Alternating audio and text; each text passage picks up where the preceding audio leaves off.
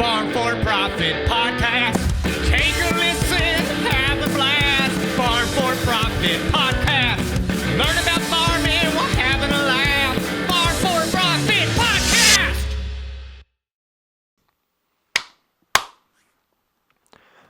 Hey, listeners, welcome back to the Farm for Profit podcast. You got Tanner here. And Corey. Oh, and Corey. That's right. We get to have, they're not breakfast beers, they're lunch beers today. What? Just right at high noon. That's exactly But the it's way not a high noon. to do this. No, it's not. I don't, every once in a while I don't mind a high noon. I do like a high noon. Which flavor do you like? I'm like a black cherry guy in any of those types of drinks, it seems like. The pineapple's weird. Yeah. It is just a little bit weird, but Yeah. I don't need a lot of them. I wouldn't mind. It's a good golfing beer. That's a good Out on choice. the boat beer, outside. It's a hot day. Summertime? Yep. Exactly right. Well, we get to have fun today on a Farm for Fun episode. If you're new to the podcast, we release a show every Monday and every Thursday. You can listen to them wherever you want because that's the beauty of a podcast, but formats are a little bit different. We maybe go a little bit more educational and still fun on Monday, and a lot of fun and a little bit of education on Thursday. Yep. Either way, they're all worth listening to, and we appreciate you. Almost sounds like you said worthless. No, They're all worthless. They're all worth listening to. You say I already talk slow enough, Yeah. and now you're giving me crap for talking fast. Yep.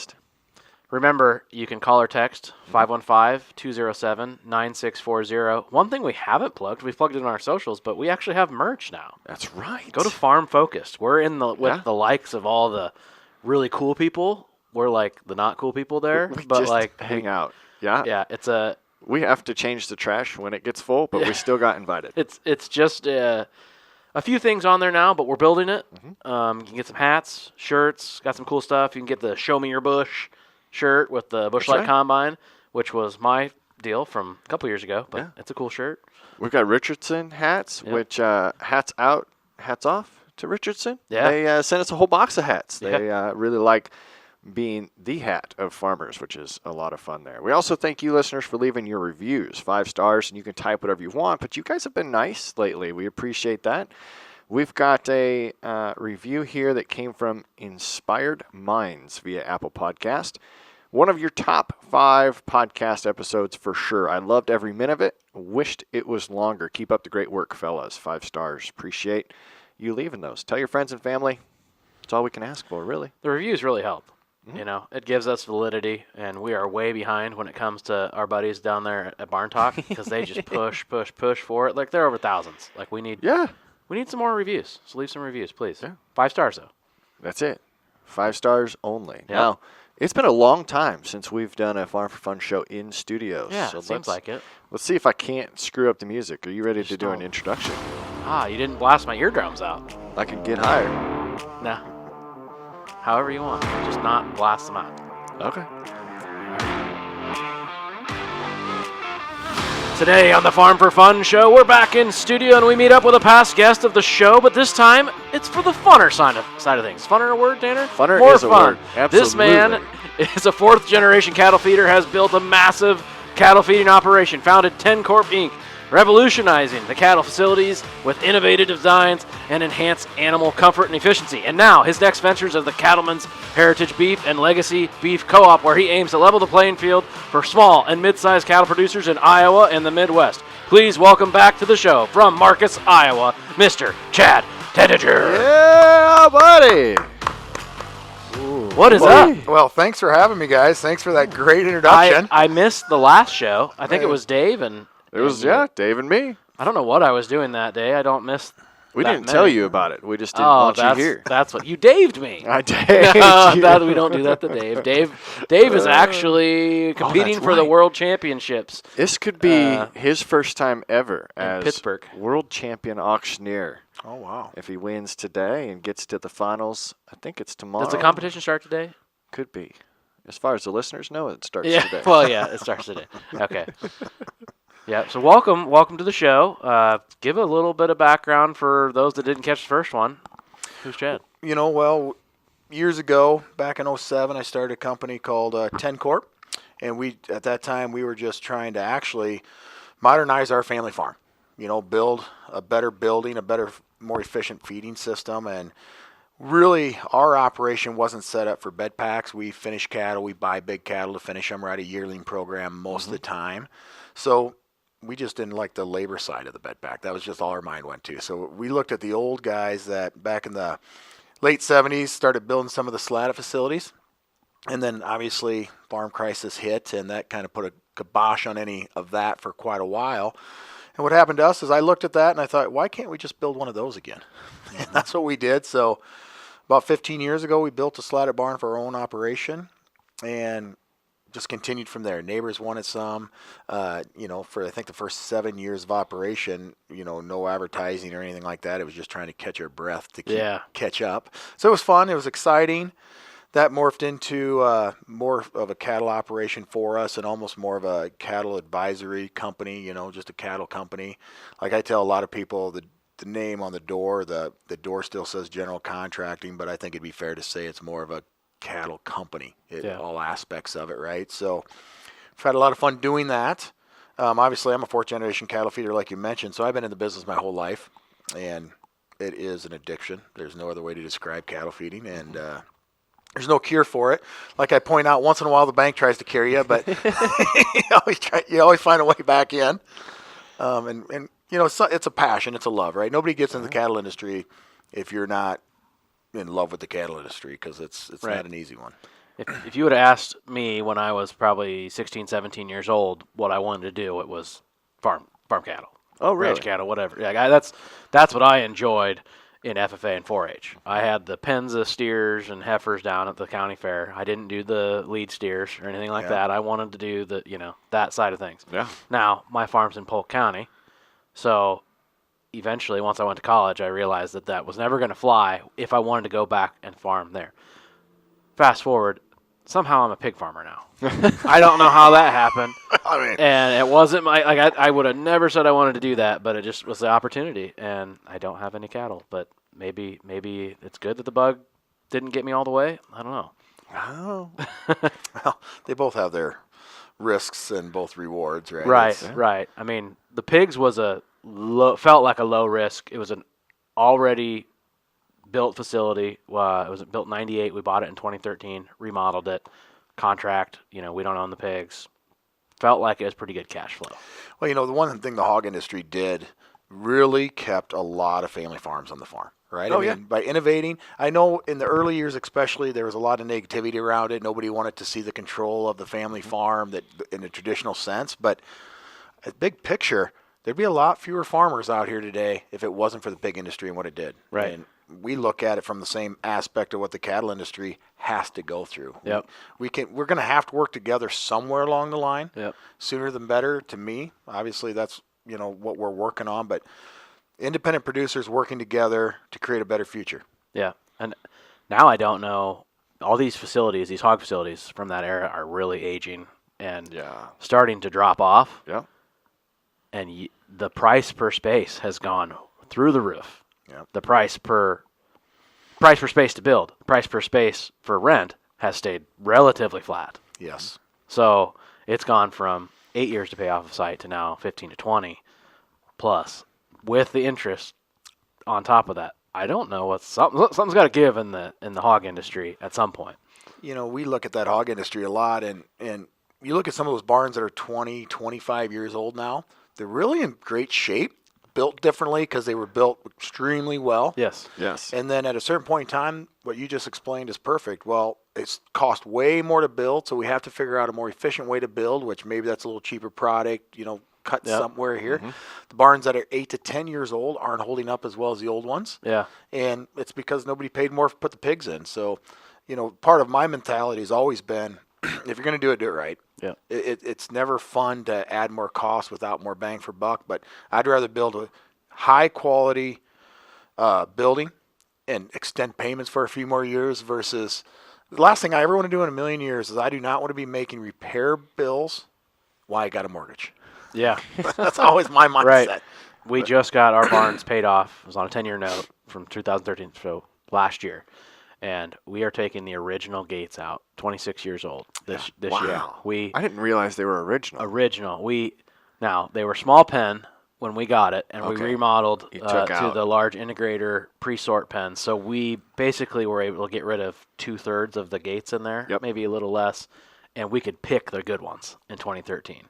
Now, we have been welding between every turn, and these last couple years, we pushed them to the absolute max. Had to get new gates. They're going in right now. I'm excited.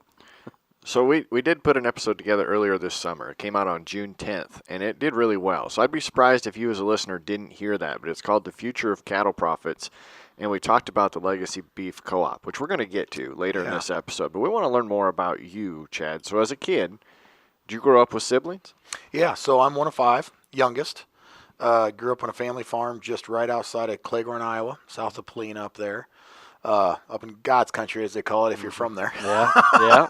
And Terraplex Ag is your one-stop shop for agricultural drones. Visit www.terraplexag.com to explore their range of drones, support equipment, and technology that provides you the accuracy and efficiency you need.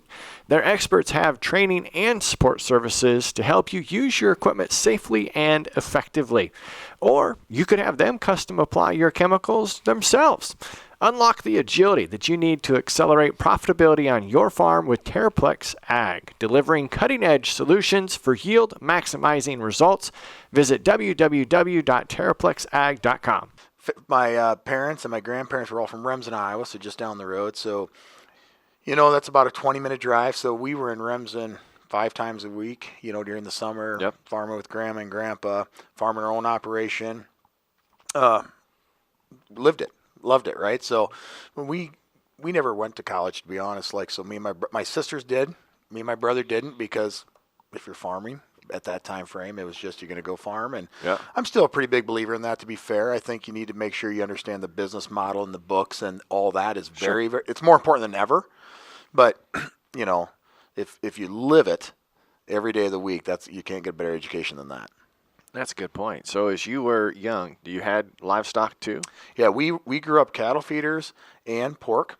So we had hogs, farrow to finish. I think at the time we were doing 56 sows, farrow to finish, with the rotation. Yep. Few thousand feeder pigs all around, and we kept them all the way to fat hogs. We didn't sell the isowean, which in hindsight we probably should have been. Well, it depends, but Depends on the years. And then when we graduated high school, we started expanding the cattle operation. My brother did primarily. He stayed home on the farm more. I was out working construction and farming back and forth, doing everything. And I think he got out of the farrow to finish, I'm going to say somewhere early 2000s, right, is finally just got done with it. We had not expanded. We had one barn that had raised decks in it. We still had 20 sows on floor crates that you're scooping out once a week. So we never modernized our hog industry side for us. We never had finished barns on the pigs. We still had them outside. So for us, it was a pretty easy decision. We want to go more on the cattle side. And do we want to spend a lot of money modernizing hogs if we're transitioning out? And the answer is no. Yep. So we ended up getting 100% out of pigs and focused 100% on the cattle industry. And that's where we started growing the cattle side of our operations. Just, like everybody does, right? A couple boys come home or stay home. That's how you expand, right? Yep. Yeah. I have vague memories as a kid of my dad farrowing in an old milk barn. And sows would be on straw. You'd have them penned off almost like some of these cow-calf producers right now calf. And you just remember putting the 2x6s down so the pigs wouldn't wander too far away. And then, upgraded to where we had them up on raised crates, but you still had to pull and scrape out the 2-foot pit that was under it. And then, gestation barn that we got built in 2000 was a huge upgrade. But you had to invest into it, otherwise it was going to leave you behind. Yeah, I think at a certain point in time, most farmers had to pick a direction, right? So you clearly stated you picked the pork side. Yeah. That's the path you went down. You don't see too many people on both sides of it anymore. I think that kind of ended in the early 2000s where everything is starting to modernize, and where do you want to spend the capital, right? And for us, we did it for a lot of years. We never had a spare moment. We had 5 kids at home. Between outdoor lots, all our outdoor barns, except for a couple, you had to clean with a pitchfork. So, it wasn't hard for us to say, we're done with that. No kidding. So were you 4-H or FFA as a kid? Never did. We were very, very busy farming operation, so we didn't really have time, to be honest. We showed pigs at the Marcus Fair. Marcus, Iowa always has a small independent fair. It's still there. It's one of the last town fairs left in the state. Never understood that because Cherokee County has its own fair. Correct. But Marcus, which is in Cherokee County, has its own fair. It must be better than Cherokee. It's well, I don't want to get in the politics of that. But it was, so we used to show feeder pigs. That's what we do. So it wasn't much to it. We'd go into a pen, sort out. I don't remember if the groups are 7 or 9 at the time. And you'd wash them up that morning and take them in that morning. They'd be judged the next day. So we'd do that once a year. And, you know, I often think about that. We had a good operation, good genetics for the time. And we would win. You know, we won like 6, 7 years in a row, either that or reserve, right? Thinking about today, those pigs wouldn't even score. You got to spend hundreds, if not thousands, on a pig. And now people are training them with marshmallows and all this crap. Like, what the heck? We've got a bunch of our trophies up on our shelves here for whenever someone comes in the studio to talk about. And every one of mine is either carcass or pen of 3. We did the same thing. Yeah. Breeding operation, we went for production. That's it. And that's just the way it worked. Never got to win the big fancy trophies, but those were still pretty cool to bring home because you realized your farm was on the right page, on the right path if you could pull home a carcass. We'd always take 2 pens up, and it'd always be a discussion, you know, the last minute maneuvering about what pen you wanted. And if the other pen got first and you got second, it was always a discussion afterwards, like, you know, pick the wrong pen. But we picked them that morning, so there was whatever we kind of walked through a pen and grabbed. That's what we ran to town with. Yeah.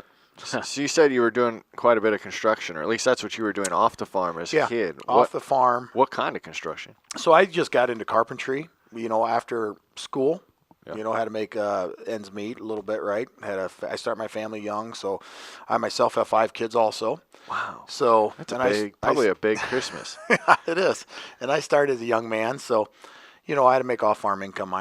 Basically my whole life, I always say I had to build a construction company to be able to farm that way I wanted to farm.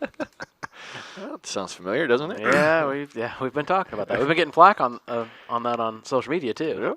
Yep.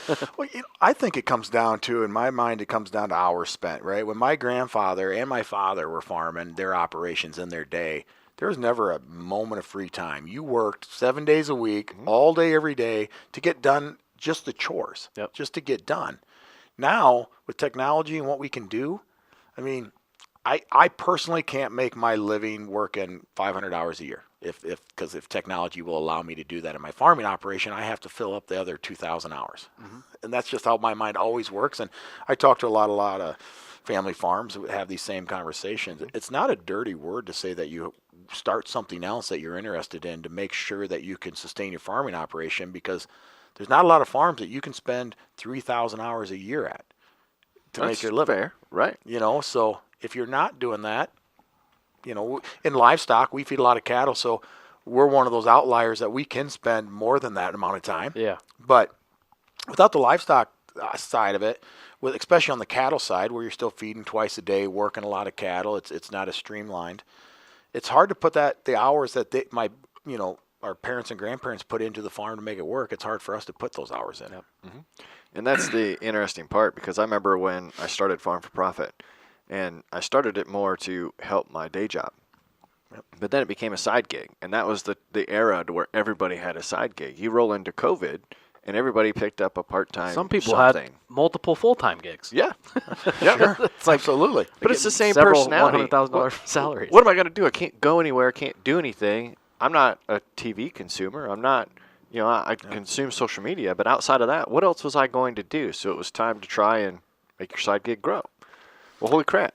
It's not a side gig anymore, which is kind of why you've got all your different directions, and all of a sudden, crap, you don't have just a side gig anymore. There was times when I was young, I worked night shifts in factories in Lamar's, Iowa, Wells Dairy. I worked night shift there and farmed during the day. So, you're young, that's the time to do it for sure. Yeah. And luckily for me, my side gigs turned into full-time deals that we've been able to do, I think, a lot of good. Yeah, I've said it multiple times on the podcast. I love agriculture. Period. But I also love farming because of what it allows me to do. That's right. I like to do other things that involve ag and all that, and I can leverage my time and still have the farm working when I'm not there. Exactly right. And do some pretty cool stuff. Mm-hmm. This is just one of them. That's fair. You know, I got probably several, 5, 6 irons in the fire. Which is becoming more normal, right? It is. As you talk to younger producers and younger farmers, it's pretty rare to talk to anyone that says, I'm doing one thing. Right. And some of the guys that are, and not to knock them at all, but man, they're finding some stuff. Like, really, you're doing that all day, like to keep them busy, you know? And their places are immaculate and all that. Like I will say, it probably lacks a little bit on the farm. That it's like you go in there, it's like there might be a scrap pile that needs to be hauled in, or something like that. But we were joking the other day. We saw a Snapchat, and the gentleman was mowing his roadside ditches, which is fine. But he showed how fast he was at 1.9 miles an hour? Just creeping. He wanted it like a yard. Yeah. Great. More power to you. But I'm pretty sure I would be going as fast as I could stay in the seat without possibly ruining something. Yeah. Well, some of the ditches we have around here, you can't stay in the seat. I don't know how some of the county guys mow them. Like, it is like, I'm like, no, that's too much of a pucker factor for me. Wow. Well, the old saying always runs true, right? If you're not making money, you're spending money. Mm-hmm. So that's fair. Especially on a farm. I mean, you start walking around a farm, there's plenty of places to spend money and to upgrade or do, and I don't criticize anybody for how they do it because it's great. You're here, you're doing it, but, some shops you walk into, like our shop, it's dirty. It's very dirty. The cattle feed wagons in there, a lot of them are on the floor, all that, and there's other shops I walk into that you could eat off the floor. Yeah. And it's great on either side of it. It's just what your operation is. I always get a kick out of Larson Farms when they're riding that Zamboni around their shop, and you could eat a sandwich off the floor and not even think anything about it. And here I did grow up eating sandwiches off the floor in our shop, and it was not clean. Right. You just were hungry. Yeah. Yeah, you might be halfway through loading, or between semis loading hogs. Mom brings a sandwich out. Don't even wash the hands. Our shop as a kid had a dirt floor. That's fair. I mean, we had the old buildings, so it was easier though. You didn't have to sweep them out, so it wasn't all bad. There you go. Sometimes when you're working on equipment in the driveway, you want a dirt floor because those rocks can be kind of pointy. Yeah, like when we're changing sweeps on a field cultivator or something, we pull it into the grass. Just lay there. Yeah. But what'd your cattle operation look like when you were growing up? So at my dad's operation, my mom and dad's, they had probably 600 to 800 head of cattle, give or take, right? We had a few pens there at the home place, and it was very traditional, right? It was, you'd buy calves, you'd feed them for a year, you'd sell them the same time every year. Yeah. That's the rotation, right? My grandfather had more cattle in his operation over in Remsen, but exact same mentality, right? You bought the light calves, you fed them for a year. We really didn't start buying mostly yearlings. I don't think a lot of people start buying mostly yearlings until we got older, right?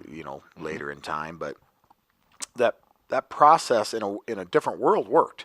It worked, right? I mean, you put the work in. Traditionally, most of them cattle outside of the 80s area, right? A lot of those cattle, you put the work in, they made money. But as times changed, especially after the crisis and during it didn't matter how many hours you put in. Not everything you did made money. Right. And trying to make your year in one day a year, ultimately, because that's your sale time. Boy, if you miss the window, it's punishing, right? So what we've done now is we really try and buy and sell cattle weekly, right? Just got to hit all the markets. My best hedge is the next cattle I'm going to buy. And that's how we operate because, boy, you empty your feedlots one day a week, one day a year, I mean, you're hit and miss. Oh, yeah. And if you take last year, you know what happened? We got a bad cattle on feeder report in October, right? November, December, crashed the market. It was still high, but significantly lower. Nothing could make money. Man, you did everything perfect. One report comes out, they take the board down, you lost money on your entire year's work. I think that's interesting because that makes sense. You're taking the average of every single year. You're not having to guess. We've talked to a lot of marketing folks that want to help us and help our listeners market their grain better. And typically we talk grain. We don't get into beef and pork contracts very often. But that was one of the things I remember. Oh, gosh, who was that guy with Iowa State University? The extension officer would always come around. Short guy, dark hair, would always tell you, make fun of Elwyn Taylor. But he would say the best marketing plan that he can say is if you can take your crop and divide it up into 50 seconds and market the same amount every Wednesday of every week. Yeah. Don't pay attention to it. Just tell your elevator that if you've got 52,000 bushel to sell that year, sell 1,000 bushel every Wednesday. Yep. That was how simplified he made it, but he said that's going to outperform you probably trying to hit the highs. Well, that's for sure. I mean, I can tell you years and years ago, I had an old boy tell me, accountant, and I think it was April, and I wasn't making money on cattle, and I was awful nervous because that tends to happen. And his advice was, what are you so nervous for? It's not December 31st. You don't care. December 31st, if there's more money in your account than there was at the beginning of the year, that's all you're doing. You got to average your year together and see where it becomes. And that was kind of eye-opening to me of just the mentality. I was thinking about this a little wrong, right? Yeah. Steve Johnson. Okay. You've seen him speak. Yes. Yep. Several times. Yep. Yeah, you got to hit the markets. We're in a big world here, right? We're in a global market. There's too many outside forces controlling it, and I always say, if somebody's smart enough to outmaneuver the marketing side of it, if you can always market on the high, then why do you even own the product? Yep. There's ways to make money without owning it. Right. So how much of your family is still involved today? So my brother still farms a lot. Me and my brother are the two that are farming in our operation, separate operations, but we work together. My dad just retired. He's 80. So my mom and dad still, but this is normal. First year. It's normal. And his retirement is he's still feeding cattle. He's just not feeding on his own yard where he has to run the feed wagon. So now he feeds cattle at other places. So his retirement's not much different, to be fair. He's just not physically feeding the cattle, except for my brother's feeding cattle there now. So like I like to tell my dad, made it to 80 to become a really good hired hand. So he's doing the chores at home on cattle that aren't his. Yes. And he owns cattle, but they're in somebody else's yard. That's exactly how retirement works as a cattle feeder. It is addicting, isn't it? It is. I mean, Seems like it. I can tell you, so his dad, my grandpa Tentinger, he lived to be 88, 89, fed cattle till the day he died. Got done feeding cattle. He sat down in his chair, took his boots off, and his heart quit. And that's how you want to end as a cattle feeder. Yeah. That sounds exactly like it. That's we should all be so lucky. Yeah. So your brother and you and your dad's just playing around with it now. How about your kids? So all my kids, I have one of my daughters is working for me at Cattleman's and TenCorp, coming up through that. The other ones are all off in the world doing their own thing. I still have a 10-year-old, so we'll see. There's still hope to get one in the farm yet, but as far as active farmers, I don't have any yet. Kristen is my daughter that works with me every day with TenCorp. She's getting into a little bit of it with me, right, on the cattle feeding side as we're, going through this business process. And, as she's getting more and more involved, she just became the GM of TenCorp actually this year also. So maneuvering into the next generation of it. But my brother has 4 boys. So, whether one or all 4 farm, who knows yet? They're all in, between grade school and high school. But so there's a lot coming up that we'll have another generation farming for sure. And I still go as much as I can because in the fall of the year when I can go up there and just get in a combine, that's kind of like just, you can still work from anywhere in today's world, right? That's true. But just running a combine for a month is just the most relaxing part of my year, which is kind of funny because a lot of people, it's the most stressful time of their year. We got to get the crop out. For me, I just look at it like, oh, this is pretty awesome. In my life, that's the way it's been. It has always been relaxing to a point because I've never had the ownership of the crop that comes out. I'm there to try and make their day easier. Yeah. When I fall into place. Probably not the same for you. There's different stresses. I enjoy the hustle of harvest. Yeah. Like, there's no question of what you're doing tomorrow. That's fair. Right? Like, you put all the other fires out as you can, the best you can, but you are going to be in the field unless it rains or, major breakdown.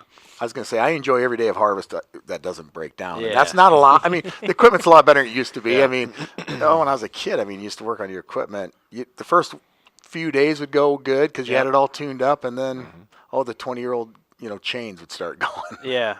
But now when something goes and it's not a belt or something like that, then you're looking at it like, dang it. Now we got to call someone. Right. It's either you needs a crane or something a computer more to plug specialized. into it. Yeah, we don't have that. I always love the conversation when it's that one expensive piece that's like, it's crazy hard to get at, and in the field they're like, oh, we've never seen that before. But they got it on the shelf. I was just getting ready to say that. Oh, I've never seen it before. I've never seen someone do this before. Yeah.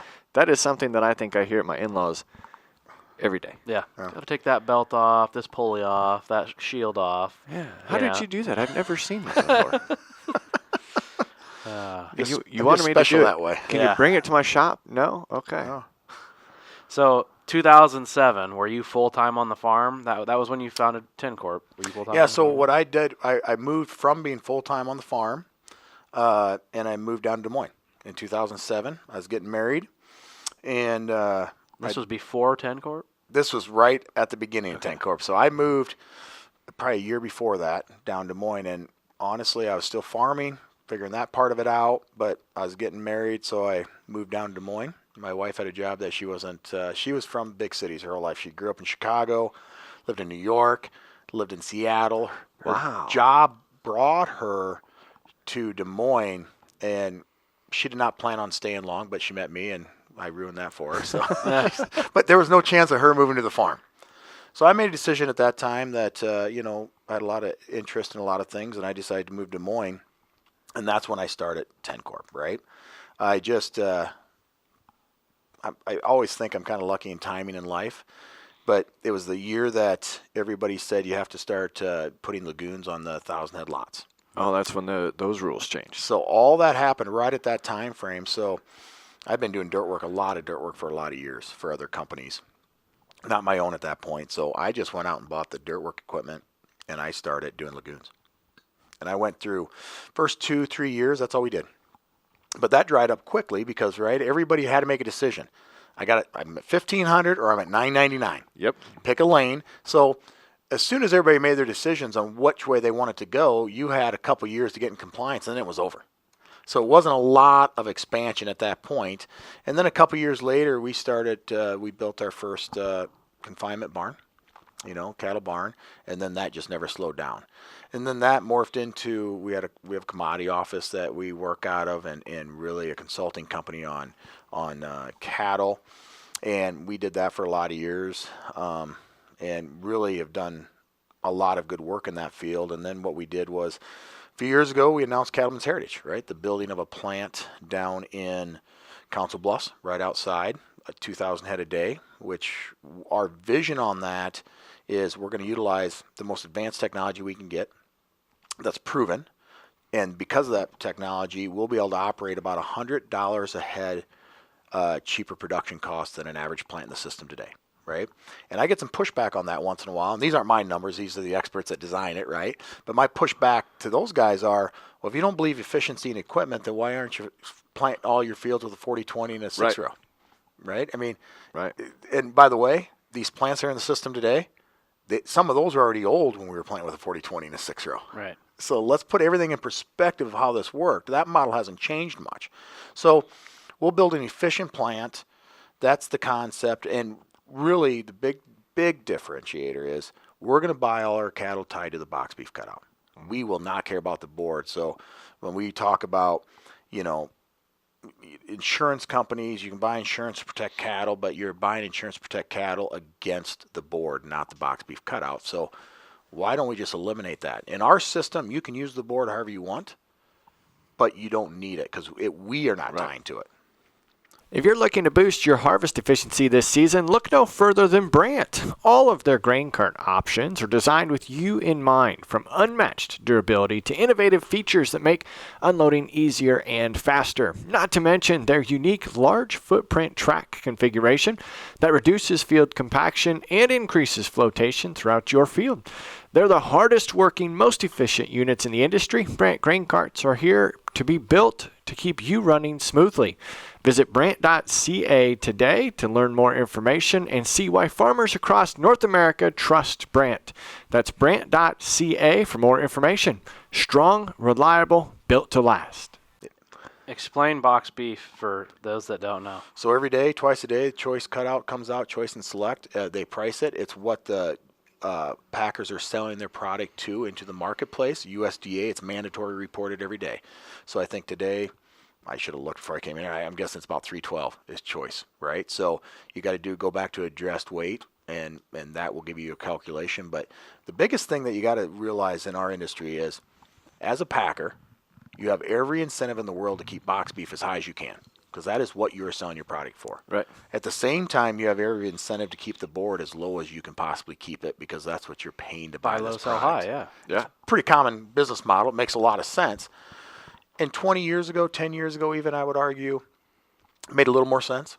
The Board of Trade functioned as with fundamentals at play. I don't think anybody could make a logical argument to me or anybody else that could bear out for the last 10 years of our life that the CME has followed the fundamentals of trade. If you go back in time to, going to talk about a dark period in the cattle industry, the mad cow, right? 2002.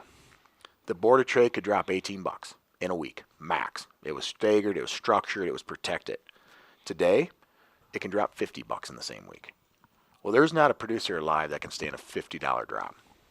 And what we've seen as volatility in the market scares me, because you never see a $50 drop in box beef, because box beef is not traded. It's not gambled on. You can't put a position. You can't speculate with it. You can't do anything with it. So who's setting the price for box? Boxes is truly the retailers and the packers selling their product. So it's a negotiation. It's a negotiated price that you can't gamble on. So every packer in the world is working morning, noon, and night to sell their product for as high as they can, and the retailers just have to figure out what they can pay for that product to sell to a consumer. And what we've shown in the last decade for sure, that they will pay a lot of money for good beef.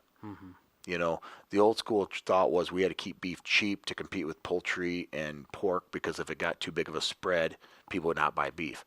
Well, certainly in the last 5 years, that's been disproven, because the stretch is huge and quality beef still sells high, and that's what we have in the Midwest. Isn't the hardest, like, you can get rid of steaks and roast and all that and smoking cuts, but it's the ground beef is the Ground beef, yeah, I mean, ground beef, nobody walks in a store and really concerns themselves with a brand or anything on on ground, right? Yeah. I mean, That's and true. there's a lot in the ground, right? It's all you care about is what's the fat content, Yeah. right? Yep. So in our process, we'll be able to track the steak back to the animal anywhere in the world. If it's sitting on a plate, we know what animal it came out of Really? all the way through. So we're doing it a little differently, and because of that, we believe there's marketing here that we can capitalize on for the producer, because in our model, the producer is going to own in the plant and own in the process. So the more we make, the more the producer makes. So in that case, you're going to have to mandatory report your box beef Absolutely. price, and theoretically, it should be higher than the rest. Well, yes, that's our hope, Yep. right? So what we know for a fact in our business model is if all we do is go out there and compete in the world because we built a more efficient plant, we can make money. We can compete head-to-head with anybody. I don't know what a consumer will pay for traceability. I don't know what they'll pay for a more sustainable product. I don't know what they'll pay for a family farm story, right? A branding. But I do know we're going to have all these things, and we'll just figure out what the consumer will pay. If they'll pay 10% more, great. I was in a group text with several cattle growers, You're in a lot of group texts. and this was a couple years ago, and we were literally talking about this. It's blockchain. This is what it is. blockchain technology. Is that what you guys are using to know where that animal came from? Yeah, I mean, that's part of it for sure, right? I mean, this is the technology that exists today, but it only benefits you if you work hand in hand with the producer, Right. right? If you're just having, there's nothing wrong with anybody doing other things, but if you have a 200,000 head feedlot, cattle are coming in from all over the world or the country, depending Yeah. on where you are, there's no story to be told there, to be fair. Yeah. Right? The story's in the family farms. Yeah. Our story is going to be in the Midwest, and we can track from each individual farmer, right? There's a lot of talk in the industry today about mandatory tracking of cattle. Getting a lot of pushback. I agree with that pushback. Government's telling you got to tell them where your cattle are. Yeah. But if we as independents decide that we want to track our cattle to make more money, well, that's a different conversation. Why wouldn't you do that? Right. And you can still have it both ways. Like if you're at a restaurant and you want a $80 steak with a story, you can scan the QR code if that's important to you, or maybe you might pay $60 for a la carte. That's you know, right. I know it's still going to be a good steak. I don't care where it comes from. Yeah. For sure. You know. And that's what we'll find out, right? I mean, in the retail world, when you're talking about restaurants, you can always get a good markup there, right? I mean, that's where you make your markup. The question is, standing at the shelf in your average grocery store, what is the percentage higher that we can make? And nobody's tested that, because if you think about beef, there's not a major brand in a store today. Nobody goes to a store to buy a brand of beef. They do it for pork, They do it for produce. Oh, I they do it for didn't poultry. Think about that. But there's not a single brand that you walk in to buy for beef. And to be honest, I think we got the best story. I mean, look at the success of Kevin Costner's Yellowstone, right? That's been unbelievably successful because people love that idea, that story. And Well, we've got the same story really- to tell. And like the life of a calf is longer too Yeah. than a hog, for example. For sure. But that's a good point. I'm just envisioning, we had the pleasure of being entertained by a potential client, and they prepared our meal for us rather than sending us to a restaurant, which was kind of neat. Yep. I can see instances like that where you're hosting a party or you're trying to assert influence in a position that some of the consumers would love to say, hey, just so you know, we've got, great T-bones or strips or whatever we're looking at here, and they came from Chad's farm. That's right. Northwest Iowa, so on and so forth. We're going to introduce the consumer to the families, right? A lot of the industry in agriculture is, especially on the protein side, we don't talk a lot about, that introduction. On the cattle side with the family farms and the operations we have an incredible opportunity to start making that introduction. Knowing where your food comes from is a huge marketing tool today, and the beef world is not utilizing it. And to be fair, it's not set up today to track it through the system. We're doing that as we speak. That's where the co-op comes in, obviously, right? The co-op is the supply side of cattle to cattlemen's. And if you remember the co-op, you own in that chain. I mean, one of my biggest thought processes in this is, guys, we as producers can't complain that we're not getting our fair share of the profits if we're not invested in the mechanism that makes the profits, right? Mm-hmm. We don't like to accept the fact we are supply side. Once we sell those cattle, we don't get a say in that unless we invest in the next level. So you said no brands. Like, there's probably brands of pork or whatever, but isn't there Black Angus? Well, there's Wagyu? Certifications. Certifications. That's different, right? Or So, Omaha steaks. yeah, Anybody that's ever ordered something from Omaha Steaks, I just hear their commercials and I just laugh. I'm like, really? I shouldn't say it. I just never not been disappointed. Never not. Never not. You've always disappointed. Pretty much. Because you just said you're always disappointed. Yeah, but it sounds better when you say never not. It's like funner. yeah. I mean, but that's fair. That's fair. I mean, the idea is introduce to the producer, bring everybody together. Vertical integration isn't a bad word if you're part of it. Right? We're not talking about outsourcing it to mega companies that we just don't get a part of it. We're saying be a small independent producer and just join with us to work together on the sales side. And for that, you have ownership in the plant, not just the plant, the entire company that the brand will produce. And if the brand blows up like it can, which I believe it will, the brand will be worth more than anything else in the company. Mm-hmm. Right? I mean, but all this has to be done, and it can only be done with the producers. There's no way to create a brand on beef that you don't involve the producers that I see working hand in hand with them. And you're just trying to tell really the story and the source. You're not trying to take anyone else down. I see all these people on social media that are growing grass-fed or whatever, and then they put these different colors of ground beef up next to each other. Absolutely. It's like, as an industry, you probably shouldn't tear your own self down. You're working against yourself, right? You're at odds in the industry. You need to move support. beef. And at the end of the day, our simple logic is within the plant, it'll be a Cattleman's Heritage brand, right? That doesn't mean there won't be certifications under there. Will there be, CAB? Well, it's a program that makes money. So if you have all black-hided animals and we can pay more for those, get paid more for that, of course we will. It'll still be under an umbrella of a Cattleman's Heritage that stands for the family farms, U.S. product, all these things will stand for. So whatever certifications under that can create more value for us, if it's a grass-fed program, great. If we can make more money together based on this and sharing it, I don't know why we'd be against any of it. I can see it now. Cattleman's Heritage, Farm4Fun, Wagyu. Tanner's out there. A picture of him massaging the cattle. Perfect. they've got Scan the QR brushes, code. right, that they can go. You'll see it in dairies where they hit their back scratch. Get massaged. We'll have some tenderizers that they can walk through. Just whatever No, those you have to massage do it. guns. Hand massage. Oh, Each one for an hour a day. that'd be the difference between premium Yeah. Farm4Profit Wagyu Yep. and just Farm4Profit Wagyu is Yeah. mechanically done. I think we should have the trucks like Omaha Steaks does, except it's selling the With a story. freezer in the back? Yeah, Oh, God. selling the story. You scan the QR code on the side of the truck, and it tells you it came from Corey's farm. They were almost worse than the bug guys that come around on their little one wheels and hoverboards. Like, oh gosh, here they come! Shut the garage, get in the house, turn the lights off. I don't want to tell this guy no again. Put your headphones on so that way they look like you're busy. Yep. On a call right now. Can't take it. On a call. So let's get into that a little bit more. Last time you were in, you were looking for what was it? They were investors. Yeah. For what's that? For Legacy Investors. For Legacy Beef Co-op, we're selling shares. We have split it into 5 rounds: 60,000, 60,000, 100, 100, and then 200. That's how we're selling these. Since we last talked, the first round sold out. And I no doubt that you guys helped a lot with that, to be honest. We had a lot of great feedback, so thank you guys. That was exciting.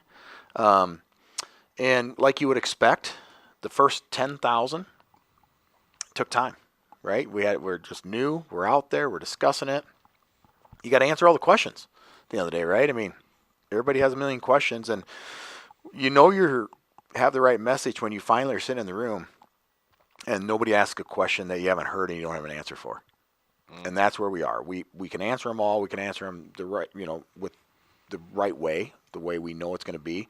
So we went from 10,000 units sold to 60,000 units sold, I think, in 10 days.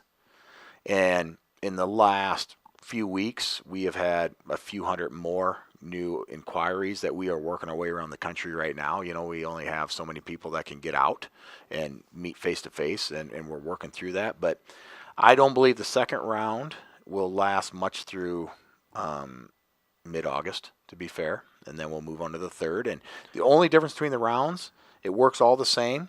It's just we know that early investors create more value for later investors. So what we've done is the first round was at 125. That's sold out. The round we're in right now is 150. Then it goes to 175, 200, and 225. So basically, by the time this show comes out, you might have a very small window of time to get into that second round. And it's $25 down the day you sign up per unit. We hold that. $10 is non-refundable. We're building the co-op from that $10. We're spending that actively. $15 is held in escrow. Sometime around the very end of the year, we'll come out with the final security agreement that makes everybody an official member of the co-op, right? And if at that point in time you say, you know what, something in my life's changed, I don't want to go forward with this, we will refund the $15 and you spend $10 for a chance. But when you think of the cost of what we're talking about, let's just go to the $150 round we're in right now. If you're in the fat cattle world today, which is what we're focused on, right, because we're packing industry, for $150, you could insure 1.5 head. It costs about $100 a head to insure anywhere close to the money if you're trying to insure an animal. Well, nobody ever insures their cattle against the box beef index. You're insuring your cattle against a fallout on the board. So if we take the board out of that equation, I don't know that you would be buying insurance to hedge against that, right? So my only point is it is very affordable. For that money, the co-op, when it all comes in, the balance of the money, so the 25 down, the balance will be due 30 days before we break ground. And this is a very important point to make. There is no mechanism or possibility that we could take in the balance of the money without breaking ground. That would be considered fraud in a pretty major way. Yeah. That's how you go to jail. So we're not going to do that. But we have that question, well, what if I pay all this money and you don't go build it? Well, there's no way that can happen.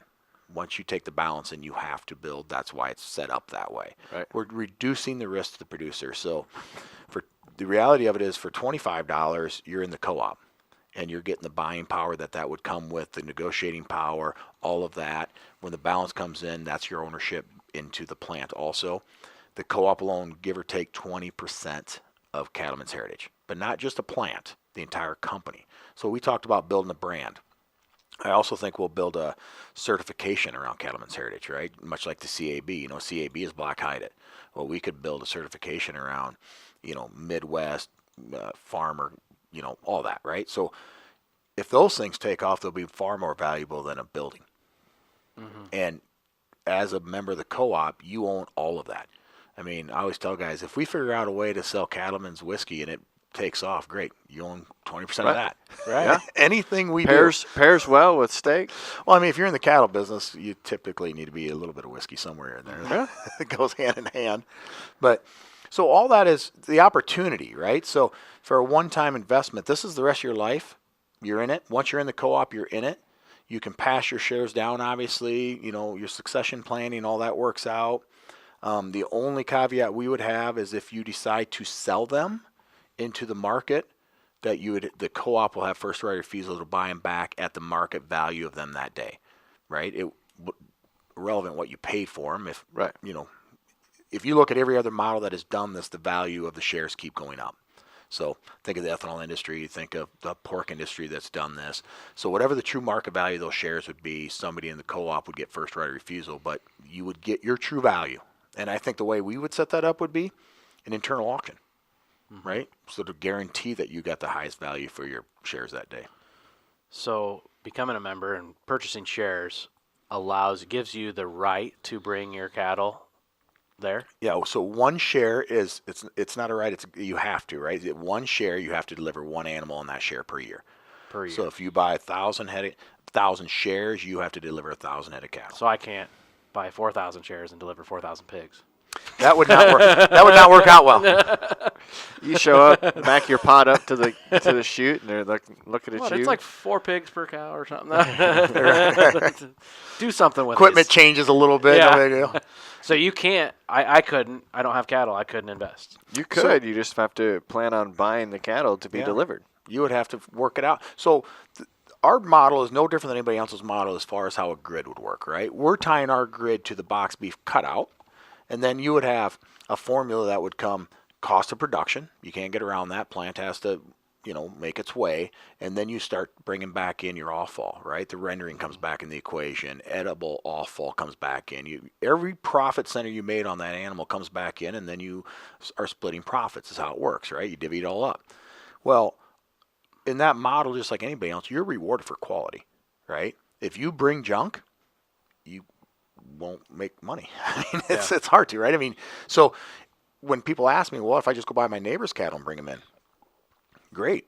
But because the system is rewarded for quality, so nobody would be out there trying to buy garbage and deliver it because you would lose money. Right. But if you, for some reason, you own shares, and for some reason you can't deliver that year, your cattle aren't, for whatever reason, go make a deal with somebody.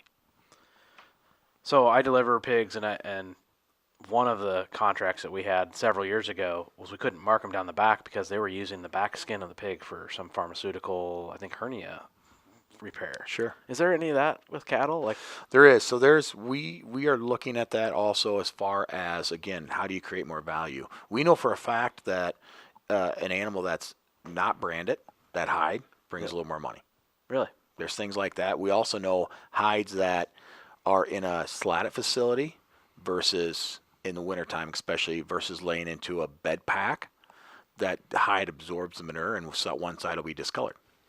So we know a discolored hide is worth a little more. Now, you're not going to make or break anything on hides, but that's just an example of where there's value added when we know and we can communicate that process, right? The other thing is pharmaceutical world is using all kinds of parts of the animal, right? Right. And there's profits. So there's a lot. The big companies in this space have done a brilliant job of extracting all the value out of our animals, and we think there's more to extract.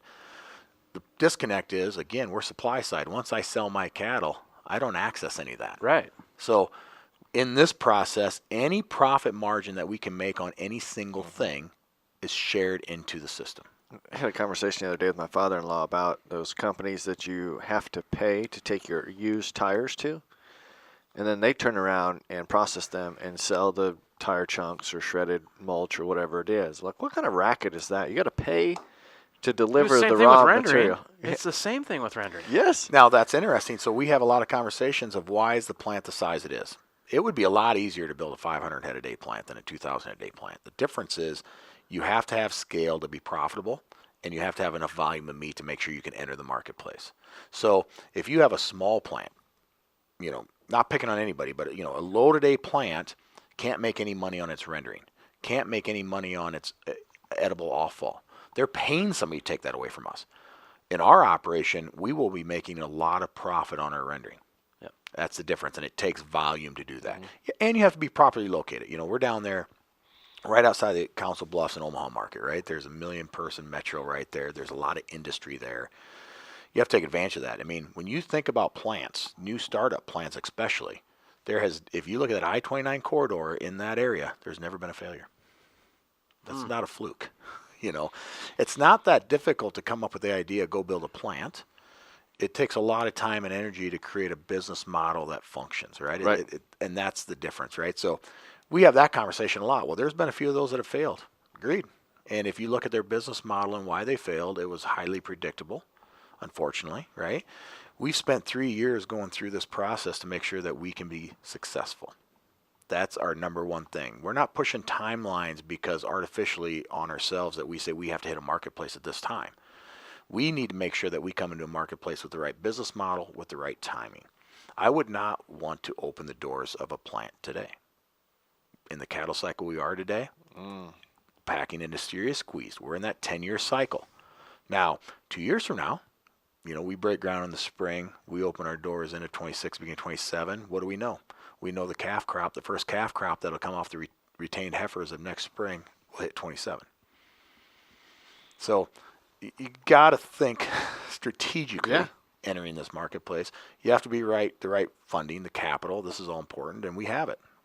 So you think this is the direction the beef industry is going to go the next 5 to 10 years? Are you blazing the trail that you think is the future?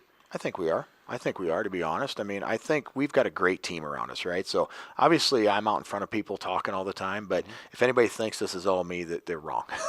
We have a great the personnel around us, the staff, the expertise is second to none. And that's the first thing we sought out as a company. So regional plants with producer involvement, I absolutely think is the future of our industry. It's the only future for the cattle producer, in my opinion, because otherwise you're never going to get part of those profits, and you're always going to be struggling to get part of that, and you're always going to get the back shelf. And what did we see during COVID, right? The board went all-time low, not all-time low, board went extremely low with all-time box beef highs, right? And what that showed us is no matter how much profit's made in the system, we're tied to a board that doesn't play in fundamentals. And, you know, I get negative on that once in a while. I mean, I think the board as it acts today in fat cattle is no more than some very wealthy individuals that run funds taking our equity out of our land because there's no rhyme or reason to it. So using that COVID as an example with the low board and the high box beef, if you were up and running then, you would have been getting paid off the box beef. Oh, you'd have paid for these shares one delivery 5 times over. Yeah. I mean, there was plants making $1,500 a head profit. Right. So I'm not going to tell you I know the exact equation on that, but let's say you split that 50-50. Well, that works. I mean, in our model, there's no reason not to share in the profits because I have a desire to create more value for our product. I can't do that without the producer, and I can't screw the producer, quote, screw the producer over to get that value. Working together, we can create more value. So if just to say you were operating today and whatever the cattle market is now, if someone were to take it over to another packing plant, they'd get paid what per pound? Right now, you know, last week we sold cattle live for $1.96 in Northwest Iowa. And then if they were bringing it in to you, what do you think? Well, last week the box beef was $3.15, so you'd have to do the equation backwards. With all if you would do the equation the way they do the equation today, we'd have been probably tied with them. Okay. Right? But as our off-fall comes back in, that profit center would have been shared in. Okay. Because we're bringing it all back on the table. We're not just saying, well, what'd the boxes sell for? Sure. Yep. We're saying, what's the rendering sell for? What'd that hide sell for? Yeah. What did any pharmaceutical stuff sell for? Anything that made a profit comes back into that formula. We're not siling it off. Because right now the margins for packers are thin. Tight. This is that part of the cycle. So I tell everybody, guys, we're not doing this for those 10-year cycles. The end of those, right? We know the margins get tight. And in those moments, we cannot sit here and say, oh, you'd be wildly further ahead. I know you'd be getting a fair shake and true value for your animals, right? But I also know that everybody's making money today yet. Let's be fair. But if you take the 7 to 8 years in the middle of the cycle, that's what we're talking about. We did a study in-house, but one of our analysts went back 10 years, and they looked at 2004 to 2013, no black swan events, how the market operated. We as cattlemen got paid 61.3% of box beef cutout as an average for a decade. 61.3. Then we went back to the last decade, right? The most recent. We fell back to 55.2%. So we lost 6%. Now, the obvious answer is, well, inflation, it costs more to operate, but at the same time, box beef went from an average of $1.60 to $2.40. So the 61.3 would have ran true. So if you do that equation, it's anecdotal because there's variables in the world, but that's $210 a head on average for a decade that we didn't participate in the margin that we did the decade before. So I want to be real clear on this point. We're not saying all that $210 goes to that producer. We're saying there's $210 that we're going to share in together. Right. Because there's value created. And that $210 does not include the rendering. Doesn't include some of that edible offal. It doesn't include all those ancillary things that there's profits made on. So there's it really money. makes you think a lot. I just want them to start rendering for all animals because we have a monopoly. We have one that we can do anymore. And they used to pay us. Then they went to nothing. Then they went to $2 a stop, $7 a stop. It's $50 a stop, and in the summer, mandatory 2 stops a week. Costs us. I mean, really makes you want to put up a Which, compost. can you blame them? I would not want to. It's a terrible, terrible, nasty job. I don't want to pick up a hog that's been there for 6 days. No, and that's why they say that. But guess what? Last year, they never stopped. They're supposed to stop in the winter. Oh. And doesn't matter if you have tiny pigs and your dumpster's empty, they are coming and they're charging you $50. Wow. And even if you tell them, because they're like, nope, you go off, we probably won't come back. Like, because they can do that because there's no one else. Yeah. Yeah. And it's kind of sad. When you know they're taking in the product and, Sure. spinning it, whatever, separating out the white blood cells and all, whatever they do, like all that, then making grease. And Domestic pets have never eaten better. Let's be fair, fair. right. I mean, look at the product value. One thing that I'm looking at very closely is that's affecting the ethanol industry, right? The pipeline, the carbon pipeline, 45Z, right? I know that's all skewed towards ethanol, but the reality of it is all the fats and tallows out of these cattle go right into aviation fuel. Yeah. It's So there's a path here that we're going to be able to get tax credits. It's not here today, but I am confident the tax credits won't be given to the farmer. right. that's right? fair. Yeah. Because when I buy your cattle, I bought that. So now if I can create value for that and get a tax credit, that goes back into the packer pocket. So in our model, again, if and when that comes around and there's major tax credits, that all goes into the kitty. And at the end of the day, as a producer, we got to be really clear about this. I want a more fair hand when I deliver my cattle. That's important to me. But do I care if I have to wait to get some of that profit until we have dividends out of the back of the plant? As long as I get paid on both sides, I don't care. That's fair. Profit is profit. So you would be essentially the ethanol plant because the 45Z carbon intensity isn't going to pay the farmer either. It's going to pay the ethanol plant. Absolutely. They're going to translate into the farmer by saying they're going to give you a few more cents for a bushel. We and all hope. that, right? We Well, hope. They will for a while. Here's what I've had several companies tell me. There's every company in the country in food has sustainability plans in place that hit, in 2030.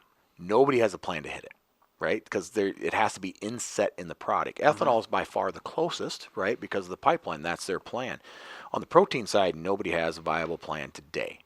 The way we raise cattle in the Midwest, we have it. Our sustainability play is our average feed for our cattle comes within 10 miles of our cattle, right? Compared to a lot of lots in the South where they're railing it in, right? We take that manure, put it back on our ground, and create the feed source. Right. And if you do the math, especially in a pitted barn, 2 head of cattle, 2 head spaces a year, produce enough manure to fertilize 1 acre of ground. And that 1 acre of ground will produce more feedstuffs than those 2 head spaces will take. So I don't know if I've ever heard that before, but that makes a lot of sense. we have a great cycle in the Midwest that you can't do everywhere. And in our area, we're very fortunate. Mother Nature supplies all the rain, right? So we have one less step. So when you think about inset, carbon inset, you have to have it in the product you're raising. You can't buy it to offset it. Well, you're limited on what that looks like. And I've had companies already tell me, Well, there's companies out there that are going to pay for carbon credits or however they're going to do that for a while, 5 years, whatever it looks like. But the second they have enough people doing it, they'll take away the incentive and say, if you don't do it, we'll penalize you. That switch will flip. Yeah, it's just like you described with your rendering. I just found it was pretty interesting. They started talking about this when corn was over $5. Now we're over $1 less, and guess what? We're gonna make up for it with the 45Z. Yeah. Sounded like a great deal at $5 when you could get back up to 6 or whatever. But Just get you back to status quo now. it's just like Dave said the other day. Yeah, but you mark it up 10% and then say you're offering a 10% discount. Also Sounds fair. good. Yeah. Yeah. Well, it's interesting when you're the farm side of it. It always kind of evens out, doesn't it? Right? It's just that that's our vision, right? That's why we are focused on what we're focused on. This is how you get your hands on the whole process. We've been told as producers all this is negative. If too many people, that to control the whole system, it's vertical integration is a dirty word, but again, the vertical integration that everybody's been talking about for the last 20 years, we haven't been involved in. That's pretty negative. Mm-hmm. But I don't see any negativity with working. When we buy our cattle, we're representing the market that day, right? So the feeder cattle in this country are sold on a true fundamental market, right? There's sale barns, 100 sale barns, hundreds of sale barns across the country every week selling feeder cattle. And we're sitting there paying more than anybody else will. Well, that's as fundamental as it gets. Then we take that animal, finish it, feed it, do everything under the sun, and we sell it based on a gambling hall in Chicago with no fundamentals represented anymore. Because there's not hundreds of sale barns across the country bidding. There's, at best, if you're in a great area, 5. Right. That never stray. More than 50 cents, to be fair, right? Yeah. My mind's turning. I can tell. I'm sitting here waiting for the next one to spill out of your mouth. That obviously, like, haven't even put the proof of concept together yet, right? That's coming in 26, 27, right? The sales, right? Yep. Like when you're up fully. But do you think there's any other industries in ag or not ag that could follow a similar model? I think everything we touch in agriculture, we need to be looking at. Well, ethanol did it for corn, right? Right. But if you didn't invest in the ethanol plants, But did it though? Because we're not getting. if you're an investor, it brought the value. Yeah, it brought the value of corn up and demand. But he's right. If you're a shareholder though, right. you also get the dividends from your shares. the ethanol plants that had the right business plan, the right timing, and worked it out, right? Again, it's easy for me. I didn't invest in the ethanol plants, and I regret it. Right? I mean, I would. If I could go back in time, I'd buy every share I could get my hands on, right? Everybody would. I didn't. Probably didn't have enough money at the time or thinking forward, right? But we're going to be quickly in a position, like you just said, 45Z is going to make the ethanol plants and the shareholders a lot of money. Yep. And as a producer sitting on the outside thinking, well, I didn't participate in that, so that's a bad thing. But at the end of the day, I did have an opportunity. I was asked to be part of it. For whatever reason, I didn't. But it just proves out the concept. If you want to maximize what you can do, you have to take ownership in the process. It's not, in the old world, we didn't have to. Yeah. You didn't have to, right? I mean, up until 1980, it was a pretty simple equation. If you needed more money on a farm, buy some more cows, buy some more sows. You got another kid coming, I got to do more work to make more money. But everything you did made some money. Not a tough, not tough to do. A lot of work, right? But in today's world, you can work yourself into the ground. If you don't participate in these other avenues, you're never going to get that share.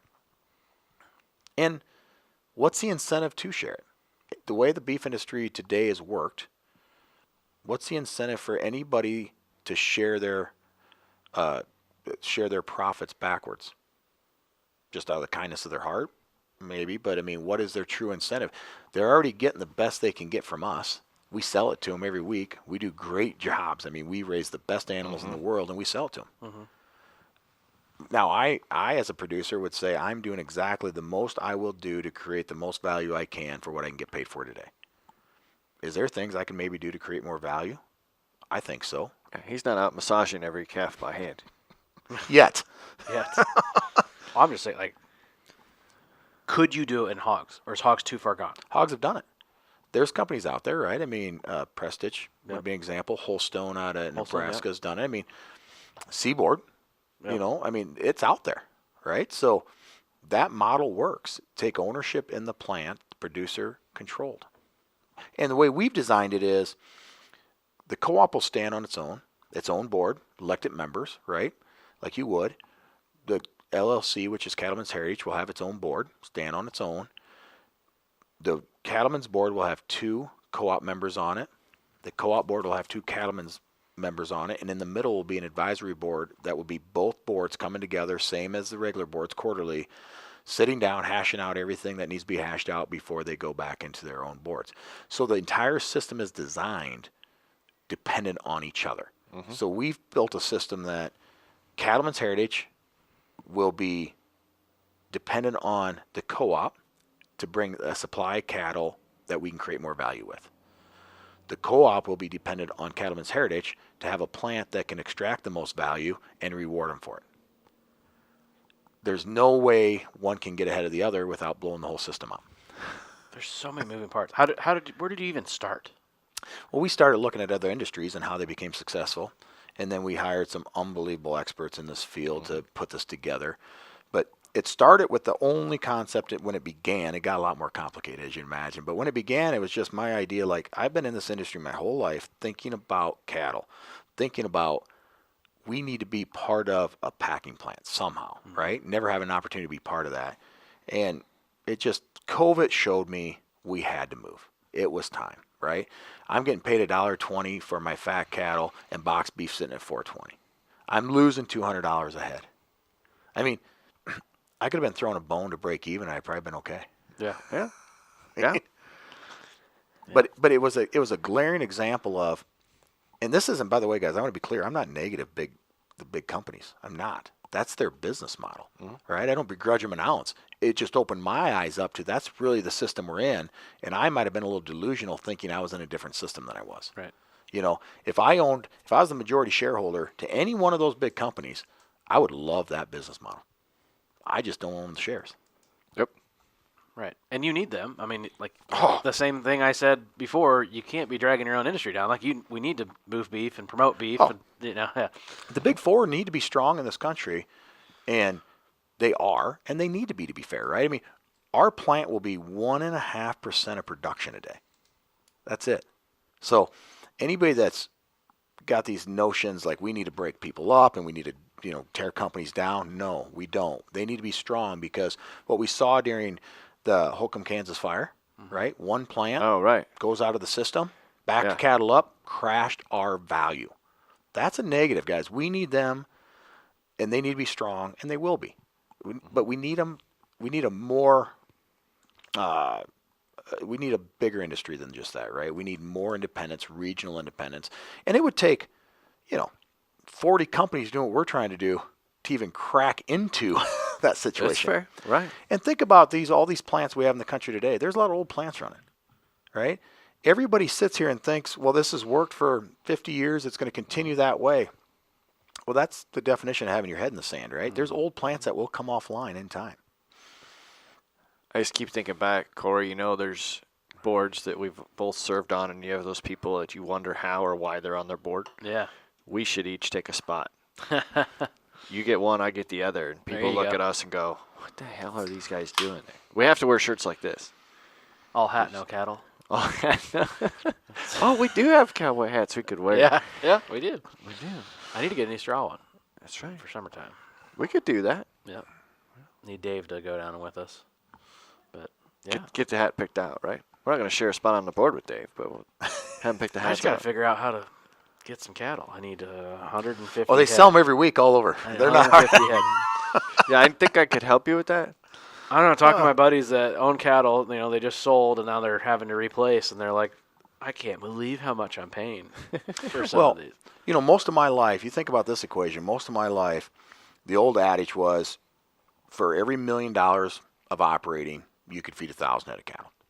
That was just the majority of my lifetime. Well, now we finish cattle that are worth $3,200 a head. I mean, and we're still at a mercy of a system that whenever they want to tear that board down, they will. Right. Well, it's going to happen. Well, it's absolutely going to happen. Right. We're at record highs, and it's exciting, and it's good. But we as feeders are in a margin market, right? So I'm going to pay a lot for my replacements. I'm buying cattle all the time. They're costing a lot. I'm trying to make the same $100 a head, $50 to $100 a head I was trying to make when they were half price. Yeah. Right? So that didn't change. Interest is higher, right? I mean, I get it. Interest is high right now, but that will change also. I mean, like I like to point out to people, I remember the first time I paid 8% interest in my life. I couldn't believe you could borrow money that cheap. I mean, yep. that was my first reaction. Now, is it fun today? No. But everything will correct around that, and interest will come back down. When are we buying cattle? I'm thinking about it already. We send them to your in-laws? We could. I need an agreement with them like I have with my parents. I don't have to do no chores or nothing. Well, you're already doing their chores. That's true. That's fair. Well, I didn't know exactly what direction today's show was going to go, but yeah. I'm excited the direction that it did. Getting Corey's perspective on some of the same story that we were able to share. We can go a lot more in depth on that June 10th show as to the nuts and bolts as to how it works. But I'm glad we got more background on you and what you've got put together. And I think we're going to try a new potential show-ending question with Chad, because he got the first one. Okay. What was the best food you ever eaten and where'd you get it? You already answered that question. So I don't like the word balance, but the question's going to be, how do you balance your work and personal life? Because we've got a lot of listeners, especially that are concerned. Concerned is probably the wrong word. They think about it, right? Mm-hmm. It's probably more outside pressures than anything else. So I don't know if maybe instead of balanced, we use the word stability. Like, how do you provide stability between your work and personal life? Why do you like balance? Because I don't know if it needs to be equal.